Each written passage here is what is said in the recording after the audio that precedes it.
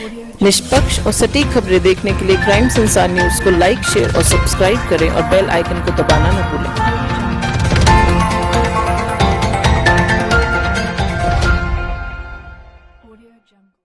देखिए, आपका ये जो कहना है कि पार्टी के वरिष्ठ नेता या और भी लोग विरोध में हैं, ये बिल्कुल झूठ है। मेरे विरोध में पार्टी का एक भी व्यक्ति नहीं है। ये प्रचार जितना भी है, ये विरोधी दल का प्रचार है, विपक्ष का प्रचार है और कुछ नहीं है। आपने देखा पूरा कुनबा न केवल समाजवादी पार्टी का बल्कि राष्ट्रीय कांग्रेस, भारतीय राष्ट्रीय कांग्रेस और आम आदमी पार्टी, वो सभी साथी, पूरी टीम सब इकट्ठे हैं। इंडिया गठबंधन का पूरा कुनबा एक साथ में है और पूरी ताकत से मिलके ये चुनाव लड़ाएगा और यहां से मुझे जिताकर संसद में भेजेगा। आपकी पार्टी का एक भी विधायक यहाँ पर कि पूरा कुनबा साथ में है। कई वजह होती हैं, किसी वजह से व्यक्ति नहीं आ पाता है, लेकिन ऐसा नहीं है जैसा आप सोच रहे हैं या कह रहे हैं कि कोई भी विरोध में है कुछ में। ईवीएम की लड़ाई अब और भी मजबूती के साथ लड़ी जाएगी, मुखर होकर लड़ी जाएगी। और अब तक सड़क पर लड़ रहे थे, अब संसद में जाके पूरी ताकत से लड़ी जाएगी और ये तब तक चलेगी लड़ाई जब तक ईवीएम को इस देश से पूरी तरह उखाड़ के नहीं फेंक दिया जाएगा। कि आपकी बात से मैं सहमत हूं, ये इस जिले की समस्या नहीं है, आप सीमित कर रहे हैं इसको। ये समस्या पश्चिमी उत्तर प्रदेश की है। एम आई राइट? तो एक जिले की, मेरठ की नहीं, पश्चिमी उत्तर प्रदेश में मुझे ध्यान है, मेरे पिताजी बुलंदशहर में वकालत करते थे, 17 साल वकालत की, फिर उसके बाद में दिल्ली में सेशन जज बने। इस लड़ाई को मैं उस समय से देख रहा हूं और मैंने देखा उसके बाद लगातार शनिवार को, हर शनिवार को पश्चिमी उत्तर प्रदेश में हाईकोर्ट की एक बेंच बने, उसके लिए संघर्ष चलता रहा, हड़ताल रही, आज भी वो चल रही है और अब तो शायद एक दिन शायद कहीं और भी है जो हड़ताल में है। ये लड़ाई बिल्कुल जायज लड़ाई है, मैं इसके पूरी तरह समर्थन में हूं, लेकिन हाईकोर्ट की बेंच बनाना जो काम है वो किसी प्रदेश की सरकार का नहीं है, ये केंद्र सरकार का काम है। सो केंद्र सरकार को बनाना चाहिए और मैं आपको विश्वास दिलाता हूं कि इस लड़ाई को, कि पश्चिमी उत्तर प्रदेश में एक सही जगह हो जहां से पूरे प्रदेश की जनता को वहां तक पहुंचने में आसानी हो और लगभग समान दूरी हो, ऐसा एक स्थान, वहां पर हाई कोर्ट की बेंच की स्थापना हो। संसद में इस आवाज को मैं पूरी ताकत से उठाऊंगा। देखिए, मैं जहां तक ये गठबंधन जो है, इस गठबंधन में आज, उस समय 2 पार्टियां शामिल थी, आपने बताया, एक समाजवादी पार्टी और एक बहुजन समाज पार्टी। आज इस गठबंधन में 2 और पार्टियां शामिल हैं जो दोनों पार्टियां अपना वजूद रखती हैं। राष्ट्रीय स्तर पर भारतीय राष्ट्रीय कांग्रेस, जिसके पास आज की तारीख में भी 2019 में 12 करोड़ वोट था, वो आज इस गठबंधन में, इंडिया गठबंधन में शामिल है, वो वोट भी हमें मिलेगा। एक दूसरा, अरविंद केजरीवाल साहब की पार्टी, आम आदमी पार्टी, वो भी इस गठबंधन में शामिल है। और दूसरा, मैं मानता हूं कि जो संघर्ष हम लगातार करते रहे हैं पिछले 5-7 साल से, और जिसकी वजह से आज मुझे यह जिम्मेदारी माननीय अखिलेश यादव जी ने दी है, सो मेरा वो संघर्ष जो है वो भी कहीं ना कहीं इसमें महत्वपूर्ण सहयोग करेगा। और पूरी ताकत से मैं विश्वास करता हूं आपको और विश्वास दिलाता हूं कि इस बार जो जीत होगी वो ऐतिहासिक जीत होगी। जो तब हुई 4000 से हार की जो बात कर रहे हैं, 4000 से हार नहीं, इस बार ऐतिहासिक जीत होगी और इस बात को सिद्ध करेगी मेरठ की जनता। गठबंधन या विपक्ष कहीं भी बैकफुट पर नहीं, गठबंधन अपनी बात को पूरी मजबूती से रख रहा है। दुर्भाग्य इस बात का है, आप मीडिया के साथी, जो मेन स्ट्रीम के मीडिया के साथी कहलाए जाते हैं, वो साथी गठबंधन की बात को, विपक्ष की बात को जनता के सामने नहीं रख रहे। आप रखो ना, आप जिस तरह से आप मोदी जी की बात को रखते हो सामने, बीजेपी की बात को रखते हो सामने, रखो इंडिया गठबंधन की, विपक्ष की पार्टियों की बात को सामने।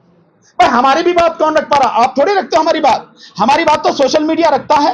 तब आज आप यहां आए हो, नहीं तो सोशल मीडिया नहीं होता तो हमें कौन जानता था।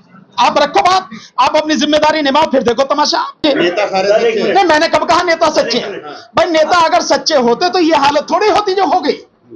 नेता सच्चे नहीं है, मैं मानता हूं, लेकिन आप अपने गिरेबान में भी झांक के देखो। मैं आपको एक बताता हूं, एक यूं करके कहते ना, भाई तू ऐसा है, ये देखो मेरे हाथ को, एक उंगली उसकी तरफ उठ रही है तो 3 उंगली मेरी तरफ है। मैं अपने में भी तो देखो आप। विपक्ष को मीडिया पर फूट रहा है। बिल्कुल भी नहीं। यही कह रहे हैं आप? विपक्ष अपनी नाकामी नहीं, जी। अपनी मजबूती से अपनी बात कह रहा है। मैं ये कह रहा हूं कि इस देश में मीडिया जो जिम्मेदारी निभानी थी वो नहीं निभा रहा। जो कड़वे सवाल आप हमसे पूछते हो, विपक्ष से पूछते हो, एक बार मोदी जी से जाके पूछो ना, पूछोगे उनसे जाके? नहीं पूछते ना आप। पूछे जाते नहीं। कहां पूछते हो? पूछे जाते मैंने तो देखा नहीं भाई।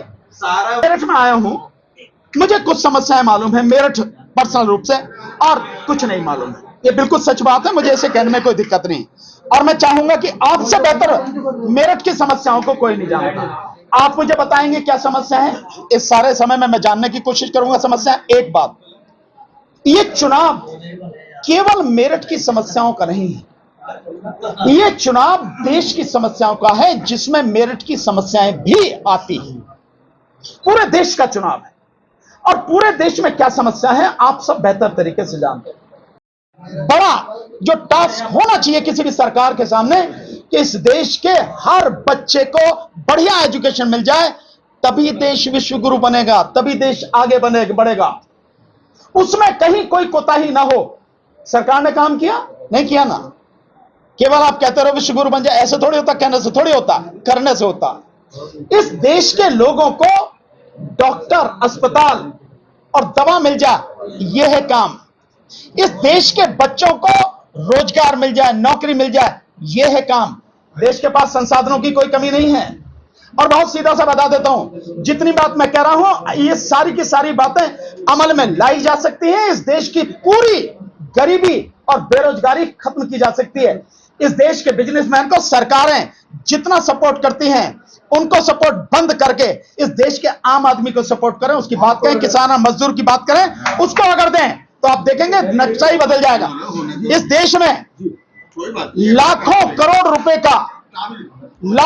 रुपए का टैक्स में छूट पूंजीपतियों को, उद्योगपतियों को सरकार द्वारा दी जाती है। इसके अलावा अभी आपने देखा 16 करोड़, 16.5 करोड़ तो ऑन रिकॉर्ड की बात हो रही है, लेकिन टोटल जो सारी चीजें आ रही हैं, जो गवर्नमेंट के वो बैंक हैं और बाकी जो है प्राइवेट वगैरह सारा मिला के तकरीबन 25 लाख करोड़ रुपए इस सरकार ने पिछले 10 साल में माफ किए हैं पूंजीपतियों के। किस लिए माफ किए भाई? क्या कर रहे हैं वो? देश के लिए उन्होंने क्या किया बताओ ना। किसके, आपके जो यार हैं जितने भी हैं, किसी पूंजीपति ने देश के लिए कोई ऐसा काम किया हो जिसका कर्जा माफ कर दिया जाए? और इसके बावजूद भी अभी भी उनका कर्जा, भारी संख्या में उन पर कर्जा है, पड़ा है, जिसे नहीं दे रहे, जानबूझकर नहीं दे रहे। अब देखिए, जो आप बात कर रहे हैं कि गारंटी जो है, अगर आप पीडीए की बात कर रहे हैं, माननीय अखिलेश यादव जी जिस पीडीए की बात कर रहे हैं, वाकई में इस देश में सबसे ज्यादा काम करने की जरूरत है तो इसी पीडीए पर काम करने की जरूरत है, क्योंकि सबसे ज्यादा हक इसी पीडीए का लूटा गया, यानी पिछड़े, दलित और अल्पसंख्यक, इनका हक लूटा गया। सबसे ज्यादा काम इसके लिए करने की जरूरत थी।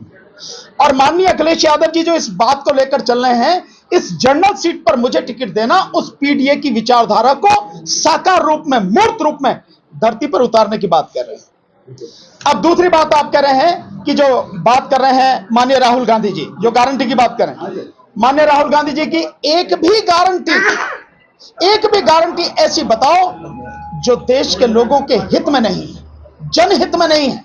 वो सारी चीज वो कह रहे हैं जो इस देश के युवाओं की जरूरत है, इस देश के गरीबों की जरूरत है, इस देश के किसानों, मजदूरों की जरूरत है। आम आदमी की बात वो कर रहे हैं। वो कह रहे हैं ना कि पूंजीपतियों को आप किस लिए कर्ज माफ करते हो, किसान का कर्जा माफ करो, आप यही तो बात कर रहे हैं।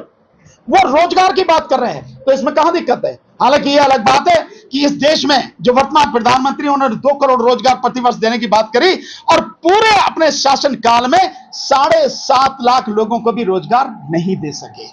अब रही मोदी जी की गारंटी, तो मोदी जी की गारंटी का एक उदाहरण सहित मैं आपको बताता हूं, बड़ी मजेदार बात। मोदी जी गारंटी कह रहे हैं 25 करोड़ लोगों को उन्होंने गरीबी की रेखा से ऊपर उठा दिया। अब आप तो मीडिया के साथी हो, जानते होगा आंकड़े, थोड़े से मैं बताता हूं, गलत हो तो करेक्ट करना। इस देश में 2014 में गरीबी की रेखा से नीचे जीवन जीने वाले जो लोग थे, उनकी ऑफिशियल सरकार के हिसाब से संख्या 18 करोड़ थी। और कोरोना के बाद, नोटबंदी के बाद इस देश में अब जो गरीबों की संख्या थी वो सरकारी ही आंकड़े थे, जिसने बताया कि उसमें 23 करोड़ लोगों का इजाफा हो गया और टोटल गरीबी के नीचे जीवन जीने वालों की संख्या हो गई 41 करोड़। अब मेरी समझ में यह नहीं आ रहा कि वो 25 करोड़ जो गायब किए उन्होंने, कि 25 करोड़ गरीबी की रेखा से ऊपर उठा दिए, वो इनमें से हैं 41 करोड़ में से, या वो जो 18 करोड़ थे उनमें से है। अब ये समझ में नहीं आ रहा। अच्छा कोई बात नहीं, एक और बड़ी मजेदार बात है, जब आपने इतने लोगों को गरीबी की रेखा से नीचे ऊपर उठा दिया, 81 करोड़ लोगों को अनाज काय को दे रहे भाई, ये गणित समझ में नहीं आया। तो मोदी जी की गारंटी है ऐसी, और मोदी जी की जो गारंटी जो वो लगातार दे रहे हैं, बहुत दुख की बात है, देश का प्रधानमंत्री अगर यह कहे कि भारत सरकार की गारंटी है तो समझ में आता है, लेकिन वो व्यक्ति कह रहा है मोदी जी की गारंटी है। मोदी जी प्रधानमंत्री पद से जरा साइड में आ जाओ, तब देखेंगे कि मोदी की गारंटी क्या है। किसी को झुंझुना पकड़ाने की भी गारंटी नहीं दे सकते आप। यह तो समझ में आती है, एक व्यक्ति की गारंटी हो, यह संविधान का अपमान है, देश का अपमान है, देश की जनता का अपमान है। माननीय मोदी जी को, प्रधानमंत्री जी को ऐसा नहीं कहना चाहिए जो वो कह रहे हैं। कहा 400 का सिलेंडर 1100-1200 का दे दिया, महंगाई पर कोई बात करने को तैयार नहीं। कानून व्यवस्था की बात करते हैं, कोई भी कुछ बोल दे उस पर केस।